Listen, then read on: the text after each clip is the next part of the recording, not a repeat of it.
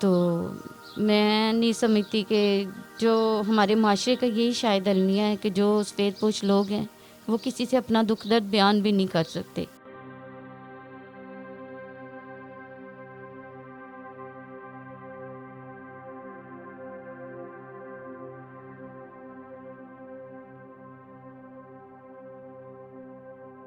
اس دنیا میں شاید سفید پوش ہونا بہت بڑا جرم ہے، بہت بڑا جرم ہے.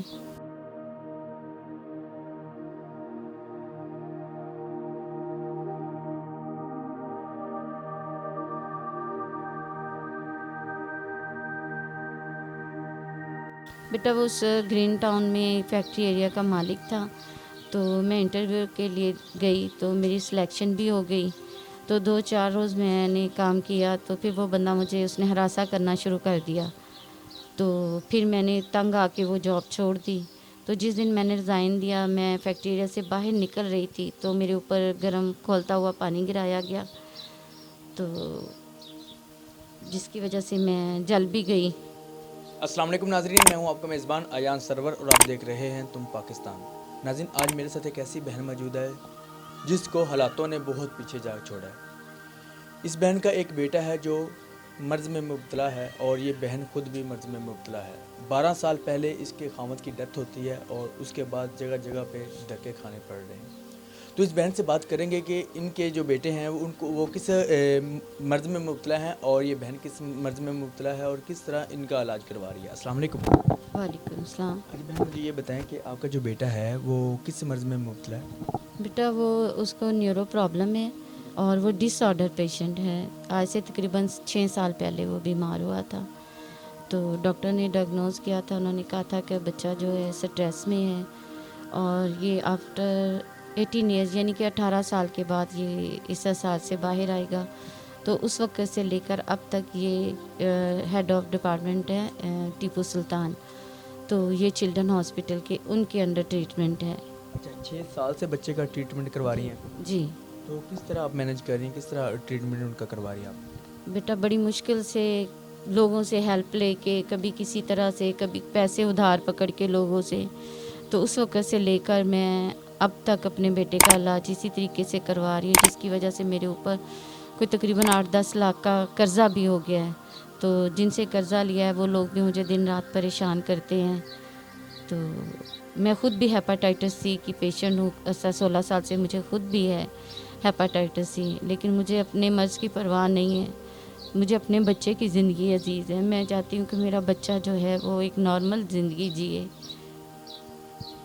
تو اچھا، مجھے یہ بتائیں کہ آپ کے خاوند کی ڈیتھ کو 12 سال ہو چکے، جی، کیا ہوا تھا ان کو؟ ان کو بھی ہیپاٹائٹس سی ہوا تھا. تو اس وقت سے لے کر مطلب شاید مجھے بھی ان سے ہی یہ مرض لگا تھا. اچھا، مجھے یہ بتائیں کہ آپ اپنے بچے کی ہسٹری بتا رہی تھی کہ جی جب یہ پیدا ہوا تھا تو انہوں جو نا آپ کے سسرال والوں نے یہ بچہ رکھ لیا تھا، تو پھر کیسے جو ہے نا آپ نے بچہ یہ لیا تھا واپس؟ ہاں جی، انہوں نے مجھ سے میرا بچہ چھیننے کی کوشش کی. تو پھر میں نے لیگلی طور پر عدالت کا دروازہ کھٹکھٹایا اور عدالت کے تھے میں اپنا بچہ لے کر، تو اس وقت سے لے کر میں نے اپنا وہ شہر چھوڑ دیا اور میں پھر اپنے بچے کو لے کر ادھر آ گئی. اور میں اس وقت سے لے کر آج تک ادھر محنت مزدوری کر کے اپنا اور اپنے بچے کا پیٹ پال رہی ہوں. کہاں کے رہنے والے تھے آپ؟ ہم لوگ پیچھے ضلع اکاڑا سے بلانگ کرتے ہیں. تو کس طرح آپ مینیج کر رہے ہیں آپ ان کو، بچے کو اور آپ نے خود کو؟ بیٹا میں خود مطلب پہلے پرائیویٹ سیکٹر میں جاب کرتی رہی، کبھی کسی فیکٹری وغیرہ میں محنت کی ہے، کام کیا ہے. تو آج کل ریسنٹلی 1-2 گھر میں کام کر کے تو میں اپنا اور اپنے بچے کا جو ہے پیٹ پال رہی ہوں. اچھا، آپ ایک اور بات بتا رہی تھی کہ میں کسی فیکٹری میں گئی ہوں اور وہاں پہ میں نے جاب کی تھی تو کسی نے آپ کو ہراساں کرنے کی کوشش کی تھی، وہ کون تھا بندہ؟ بیٹا وہ اس گرین ٹاؤن میں فیکٹری ایریا کا مالک تھا. تو میں انٹرویو کے لیے گئی تو میری سلیکشن بھی ہو گئی. تو 2-4 روز میں نے کام کیا تو پھر وہ بندہ مجھے اس نے ہراساں کرنا شروع کر دیا. تو پھر میں نے تنگ آ کے وہ جاب چھوڑ دی. تو جس دن میں نے ریزائن دیا میں فیکٹری ایریا سے باہر نکل رہی تھی تو میرے اوپر گرم کھولتا ہوا پانی گرایا گیا، تو جس کی وجہ سے میں جل بھی گئی. اچھا، اس مالک نے آپ کو جو نا ہراساں کرنے کی کوشش کی اور آپ ایگری نہیں ہوئی، جس وجہ سے اس نے گرم جی پانی کھولتا ہوا جی پھینکا تھا آپ کے جی اوپر؟ بیٹا جی بالکل. ناظرین دیکھیں کہ پہلے माँ बाप दुनिया से चले गए, भाई चले गए, उसके बाद खामद चले गए, और एक बेटा है वो भी एक मर्ज़ में मुब्तला है, और ये बहन है वो खुद भी जो एक मर्ज़ में मुब्तला है। और हालात किस तरह के बन गए हुए हैं कि इस बहन को खुद भी समझ नहीं आ रही। मैंने नाज़रीन पहले भी किसी वीडियो में एक दो मरतबा बोला है कि जी जब मुसीबत आती है ना तो गरीबों पे आती है, मुश्किल आती तो गरीबों पे ही आती है। तो ये अक्सर ऐसा ही हुआ है। तो नाज़रीन देखें कि एक बच्चा है जो मर्ज़ में मुब्तला है, तो अगर वो बच्चे की ज़िंदगी बच जाती है, हम अगर कुछ डोनेट करते हैं या हमारे पैसे से किसी का बच्चा बच जाता है या ज़िंदगी उसकी बन जाती है, तो इस बहन के लिए जो है ना आप इतना तो कर सकते हैं कि थोड़ा थोड़ा करके अगर कतरा कतरा करके दरिया बनता है ना तो बना दें। ये आपका कारोबार दुनिया में नहीं है, ये आखिरत का कारोबार है आपका। माह रमज़ान का महीना है और बहुत ज़्यादा ऐसे लोग हैं, बहुत ज़्यादा ऐसे जो ना लोग बैठे हुए हैं, चैरिटी करते हैं, लोग डोनेट करते हैं, ऐसी फाउंडेशन हैं, ठीक है, जो लोगों को डोनेट करती हैं। अच्छा बहन, आप और क्या कहना चाहती हैं हमारे व्यूवर देखने वालों को? लेकिन बेटा मैं एक बात कहना चाहूँगी कि जो मुस्ती कहते हैं उन तक कोई नहीं पहुँचता। मैंने बहुत सारी एनजीओज़ के दरवाजे खटखटाए हैं, बहुत ज़्यादा लोगों को हेल्प के लिए कहा, वो हमसे रिकॉर्ड भी ले जाते हैं, बातचीत भी कर जाते हैं, लेकिन बाद में किसी किस्म की कोई हेल्प नहीं करते हैं। तो मैं नहीं समझती कि जो हमारे माशरे का यही शायद अलमिया है कि जो सफ़ेद पोश लोग हैं वो किसी से अपना दुख दर्द बयान भी नहीं कर सकते। तो इस दुनिया में शायद सफ़ेद पोश होना बहुत बड़ा जुर्म है, बहुत बड़ा जुर्म है।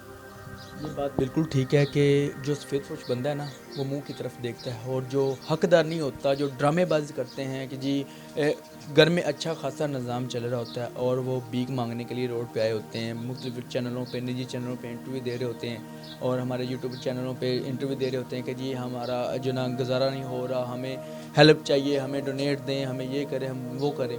सफ़ेद पोश बंदा कोई कोई दिखाता है, और सफ़ेद पोश बंदा वो भी मजबूरी के तहत वीडियो बनवाएगा, वरना कोई किसी को शौक़ नहीं है मीडिया पे आने का, किसी को शौक़ नहीं है। कर्ज है, मेरे ऊपर कर्ज ना होता मैं कभी इस रास्ते पे ना आती। मेरे ऊपर 8-10 लाख का कर्ज है। ज़ाहिर है जिन्होंने मैंने देना है उन्होंने तो मुझे परेशान करना ही है, तो मेरे पास इसके अलावा कोई रास्ता नहीं है कि मैं इस एंड पे मजबूर होकर मैं इस रास्ते पर आई हूँ। तो मैंने हेल्प के लिए रिक्वेस्ट की है। मेरी दरख्वास्त है उन लोगों से, अल्लाह सबको अपने घर से, अपने दर से दे। अल्लाह हमेशा देने वालों में से करे, लेने वालों में से नहीं। पता नहीं इंसान कोई कितना को अपने मकाम से नीचे गिरता है और फिर वो इस रास्ते पे आता है। मेरी दरख्वास्त है उन लोगों से जो डोनेट करते हैं, चैरिटी करते हैं, लोगों को बेशुमार पैसे देते हैं, पता ही नहीं, हिसाब ही नहीं कितना लोगों को पैसा देते हैं। तो यार थोड़ा सा नज़रसानी इतना कर लें कि तो तस्दीक कर लिया करें कि हम किसको दे रहे हैं, अगर ये आया कि ये बंदा सफ़ेद पोश बंदा है भी या नहीं है। इस बहन ने हमें आज से 12 साल पहले के लेके अपने भी डॉक्यूमेंट्स दिखा दिए हैं कि जी ये देखें, ये मेरी रिपोर्टें हैं, अपने बेटे की भी रिपोर्टें दिखा दी हैं कि जी मेरे बेटे की रिपोर्टें हैं, हॉस्पिटलों के स्टैंप लगी हुई हैं, सिग्नेचर हुए हुए हैं डॉक्टर्स के, इसमें तो कोई झूठ नहीं है किसी किस्म का भी। तो मैं अपनी जो ना अदारों से भी दरख्वास्त करता हूँ, बैतुल माल से भी दरख्वास्त करता हूँ, और लोगों से दरख्वास्त करता हूँ कि जो चैरिटी करते हैं तो इनकी, इस बहन की जितनी हेल्प कर सकते हैं, कतरा कतरा बन के दरिया बन जाएगा। तो अगर आप थोड़ा थोड़ा करके अगर देते हैं ना तो शायद कि ये हालात सेट कर पाए, अपना कर्ज उतार पाए। तो बस आज की ये थी मोटिवेशन स्टोरी और सैड स्टोरी थी। तो जितना हो सकता है इस वीडियो को आगे शेयर करें। तो इसी के साथ अपने मेज़बान अयान सरों को इजाज़त दें। देखते रहें तुम पाकिस्तान। अल्लाह हाफिज़।